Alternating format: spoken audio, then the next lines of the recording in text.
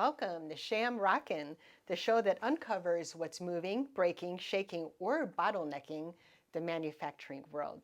Hi, I'm Lily Ferrer, and I'm joined here by John Casey. And today's question is, what shocking manufacturing costs are you blowing money on every day, and what to do about it? So, John, why don't you tell us a little bit about your intention with that topic?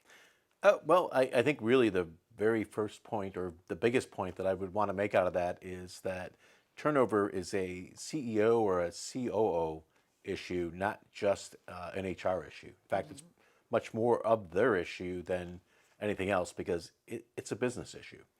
And the reason I feel that it's a business issue is that in every business, you sell a product, and then your business is built around providing that product in an effective way or an efficient way, and we call that productivity. And then the other area is around limiting losses. So in that business, you want to not only be efficient, but you also want to limit your losses because the two go hand in hand in making your business as profitable as possible. And our topic today is going to cover both of those in a big, big way. And the reason being is I think you have sky high turnover in manufacturing today. In fact, the average from the data that we collect is somewhere around 31%, which is a little mind-boggling to me. That's about a 300% increase in less than 5 years. So let me stop you for a Yeah. second. So I'm going to roll my eyes a little bit because you're talking about turnover. And turnover is not necessarily a new topic, right? I kind of think of turnover as HR does some kind of calculation, it's a data point, it's put on a board or a report somewhere. How is the way you're thinking about turnover and relating it to the business a little bit different? Well, I think from the business perspective, if you're looking at it as from the CEO's perspective or the COO's perspective, it's not a small leak. I mean, turnover is a gushing pipe. It's dumping water all over your floor every minute. And water is a metaphor for money. So if, as a business looks at it, having 30 and 50% turnover in some of these business is a major loss and a major efficiency inhibitor. And they need to start looking at it as such. You have direct cost, for example, this is data that you can go online and find just about anywhere. But you take your direct cost of losing an hourly employee is around $9,000. You take a 200-person plant, which is about mid-size in most businesses, with the ridiculous turnover numbers that I mentioned earlier, and that's over $500,000 lost right off the top, right off the budget, just to begin with. Now, think about some of the inhibitors, as I mentioned earlier. So you have missed deadlines, so you have not enough people, and it's difficult to run the lines. And we see that in virtually every business that we work with. There's at some point they're having difficulty running product, running the business essentially. You get into product quality slipping, and if you're trying to grow a business, which I think a lot of folks are, and you're having product quality issues, yikes when it comes to your customer, not just your customer service, but your customers. Period. Looking and saying, well, we'll shop somewhere else, or we're going to pay you a lower price for your product. You have ballooning training costs. At times you're training people 2 and 3 and 4 different times. You have, kind of connect that into continuous improvement. Sometimes it may not even be worth training folks, as ridiculous as that sounds, because the folks are leaving so rapidly that you have the turnover. So you're training people, they're walking out the door. You're training people, they're walking out the door. And with that, you have not only there, but in other areas, you have burnout levels are spiking. And just really a lot of folks are, I think, justified in not staying. It's not cool to have that kind of turnover and that kind of chaos. Okay, so is it in every single department, ops, maintenance, HR, finance, sales, are they all feeling it? Yeah, absolutely. And I think the worst part is that the businesses, the part that I have an issue with, and part of the reason we're doing the podcast is they're just accepting it. And with that, they're accepting mediocrity. And when you start benchmarking against mediocrity, we want to destroy mediocrity, and you're benchmarking against mediocrity. That's interesting because I think that's what most companies do. When I talked about turnover just being a data point on a board. Yeah, and it becomes good enough. There's a phrase we talk about, good to great. It was a great book written by Jim Collins. We actually have a small training that we do on it, and we talk about, being just good enough. But with good enough, you're throwing money, like I said, literally down the drain. Okay. So what contributes to the good enough, if I can digress just a little bit? When I talk about turnover being a data point on the board, one of my pet peeves is I think people rationalize what their turnover rate is. For example, so you look at your competitors and you see that they're at 40% turnover, and you look at your Right. own and you see it's 30%, and you think, 30, wow, 30's not so bad. yeah, 30 is not so bad. And again, you got to look at what I was mentioning earlier, what that 30 is costing you. And if losing $1 million, which is really what we're talking about when we add up all the costs, the direct costs and the indirect costs, you're losing $1 million. If that doesn't turn your stomach, we're not for you. The conversation's not for you. Okay. So what's causing the turnover, do you think? Well, the turnover is a phrase that I use. The turnover is a symptom. It's systemic. So there's several different things that cause it. Management is certainly I believe the leading cause. I don't think there's anything out there that is causing more turnover than the current management. So what you're looking at is not just through our assessments, but everything you read online, that at least it's over actually, but at least 80% of all employees leave their boss or the management system, and that's preventable.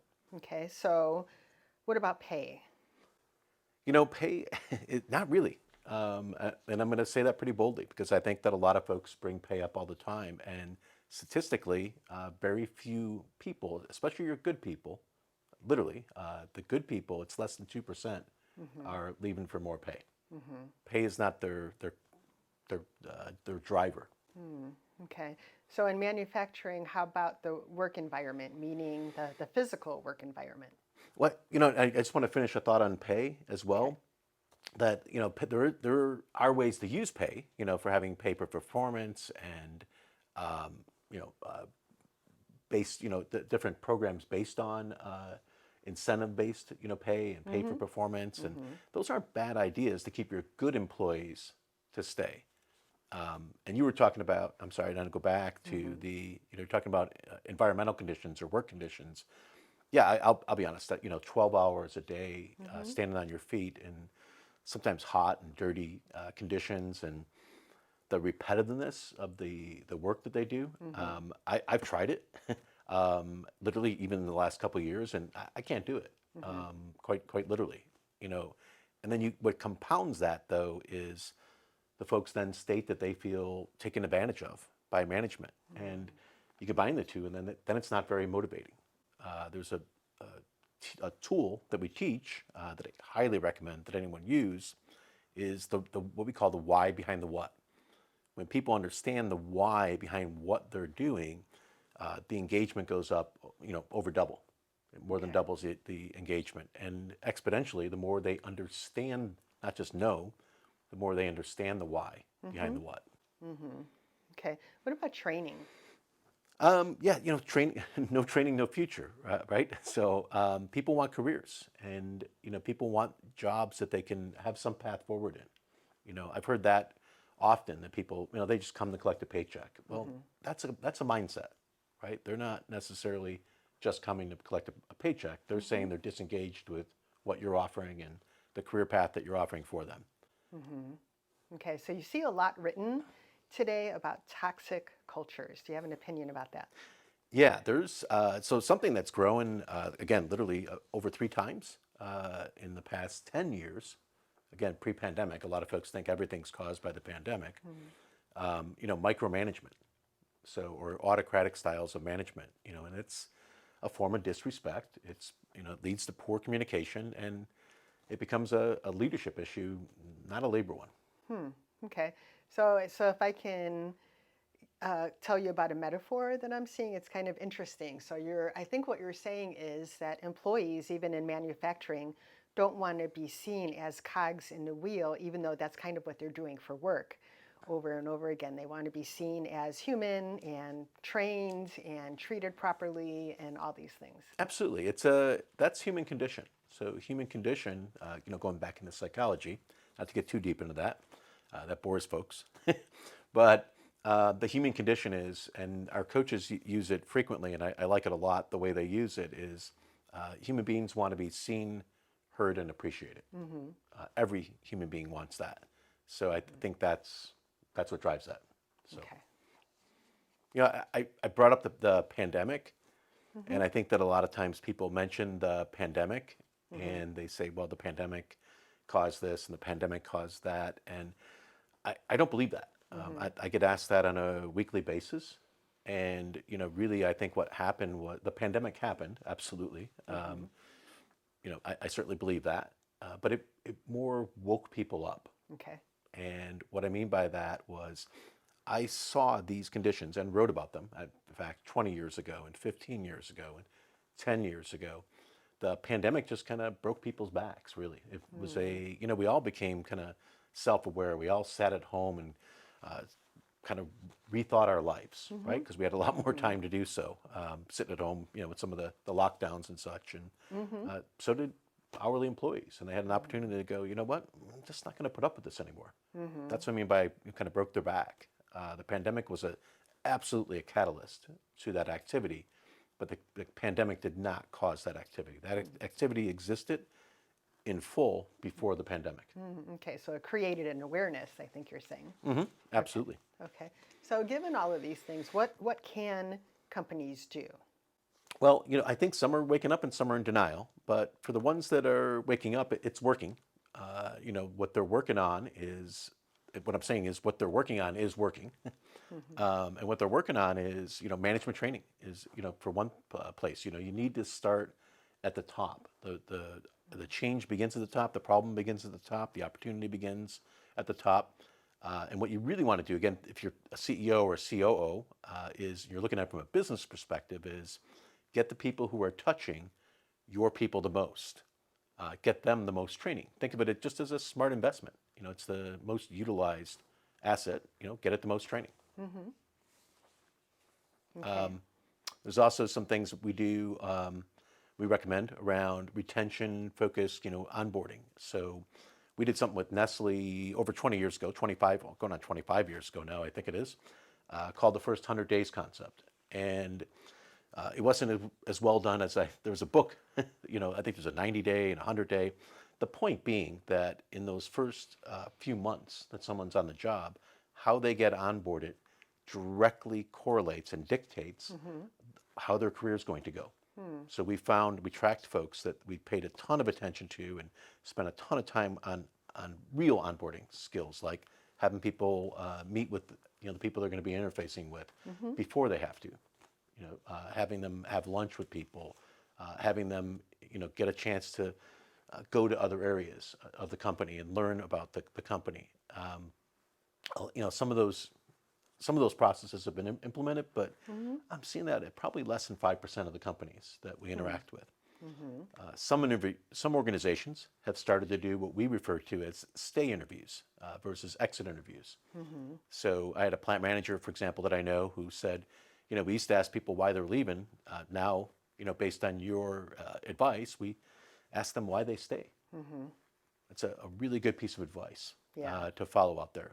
And then there's other buddy systems and mentoring and other things that you can do to engage your people more. Because again, you're investing in your assets. Don't think of it as something that HR should be doing. Yeah, exactly. And sometimes HR has a plan. Sometimes managers are well-intentioned, but they don't actually know what's happening at the operator line or the level line. So it's important to go back and figure that out, don't you think? Oh, absolutely. Yeah, absolutely.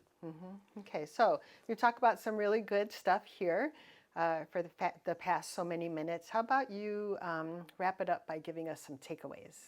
Well, hopefully there's some tips in here. So if you haven't rewatched the interview, there's definitely some tips in there that I think folks can follow. But to me, the main thing that I want folks to take away from this is high turnover is not just how it is. It's a red flag waving in your face, and you don't want to be turning a blind eye to it because it's at the end of the day, it's costing you money, it's costing you productivity, it's costing you your good people. If you're a $20 or $30 million company, you're turning a blind eye to this. Like I said, you're hurting your efficiencies. Think about it more that way then you're thinking about it as, oh, it's just turnover, people are leaving, and it's just the way it is. It's not the way it is. At Shamrock, we fix things that other people are afraid to confront. Okay. All right. Thanks, John. And thanks to our listeners for joining us and tuning into the first Shamrockin'.